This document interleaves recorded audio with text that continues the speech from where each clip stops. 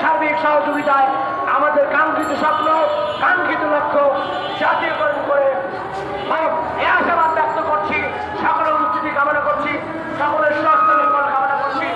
সকলকে ধন্যবাদ জানিয়ে আমার বক্তব্য শেষ করছি। প্রাথমিক বিদ্যালয়ের আমরা বাস্তবায়ন চাই। সেই 13 সালে ঘোষণা হয়ে গেছিল, সেই 13 সালের ঘোষণার বাস্তবায়ন আমরা চাই। তো আজকের গতকালকে যে মানববন্ধন অবস্থা কর্মসূচির প্রথম দিনের আজ দ্বিতীয় দিন, আমাদের বাংলাদেশ বেসরকারি কেন্দ্রীয় কমিটির সম্মানিত সভাপতি, সাংগঠনিক এবং সাধারণ সম্পাদক, বিভিন্ন জেলা প্রতিনিধি, সকলকে আমার আন্তরিক সালাম, আসসালামু আলাইকুম।